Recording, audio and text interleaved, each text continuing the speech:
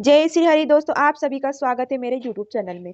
तो फ्रेंड्स, मकर संक्रांति यानी कि संक्रांत का स्नान और दान करने का रूप में मनाया जाता है। संक्रांत को किया जाने वाला जो दान अनंत गुना फल देता है। इसी के लिए संक्रांत के दिन सभी लोग अपने सामर्थ्य के अनुसार कम या ज्यादा दान जरूर करते हैं। और देखिए, संक्रांत से बहुत सारे नियम लिए जाते हैं। ये नियम पूरा साल तक निभाया जाता है और अगली संक्रांत तक आपको यानी कि 1 साल के बाद हमें उद्यापन करना होता है। तो आज के इस वीडियो में मैं बताऊंगी कि संक्रांत के दिन मेहंदी लगवाने का नियम हम कैसे उठाते हैं। तो पूरा साल के जो ये नियम हम ना कैसे निभाते हैं। तो साल के नियम निभाते हैं तो बाद में अगली संक्रांत तक हमें इसका उद्यापन कैसे करना होता है।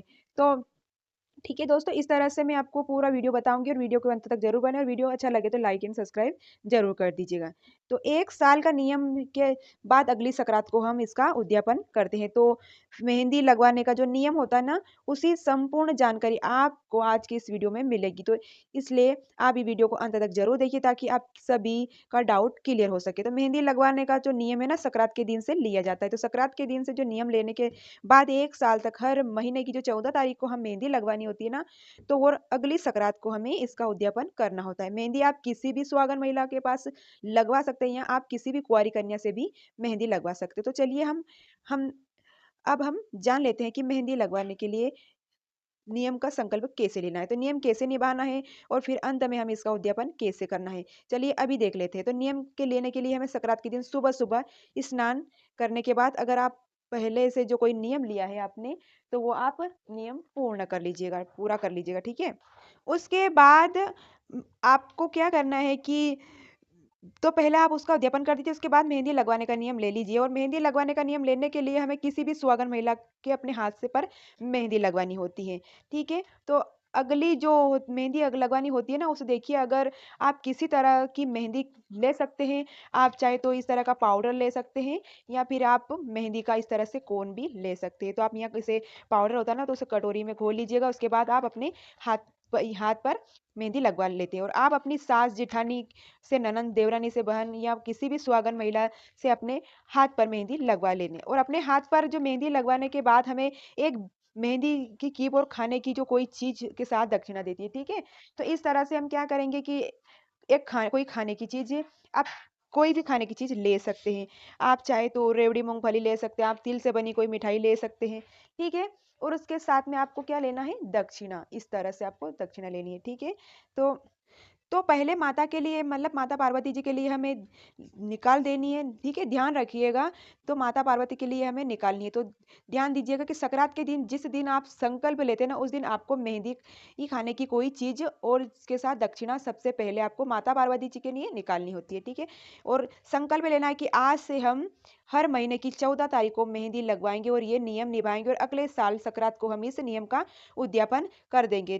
तो ये हम हमें मंदिर में पार्वती जी के लिए ले जा सकते हो, ठीक है। आप चाहे तो आप कटोरी में भी दान दे सकते हो और अगर आप कटोरी नहीं ले सकते हो, आप तो दोने या पैकेट में कोई भी दान दे सकते हो। पहले जो चीज है ना, पहला उस पैकेट आप बनाए ना, जो पहली कटोरी होगी ना, वो आप माता पार्वती जी को ही आपको देनी होगी। इस तरह ये वाली जो कटोरी है ना, माता पार्वती जी को भी आप देनी होगी, यानी कि मंदिर में कटोरी चढ़ाने के बाद उसके बाद जिस महिला से आपने मेहंदी लगवाई ना, उसे महिला को आप ये 3 चीजें दे दोगे। देखिए, आप मेहंदी की किप दे दीजिए और दक्षिणा जरूर दीजिएगा।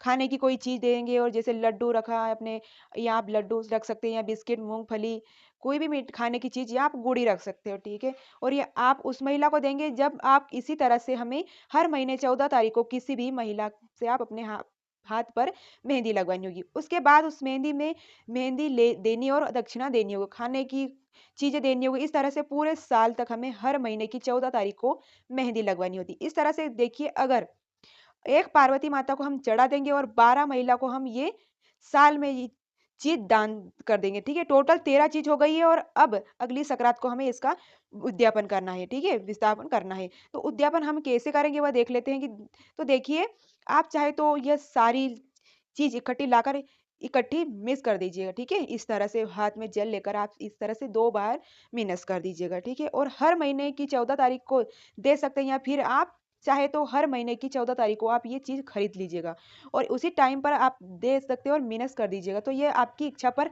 डिपेंड करता है कि आपको किस तरह से ये नियम निभाना है। अब देखिए पूरा 1 साल तक हर महीने की 14 तारीख को इसी तरह से हम मेहंदी लगवाते हैं और चीज़ को दान कर देंगे। इसके बाद अगली सकरात को हमें इसका उद्यापन करना है, ठीक है?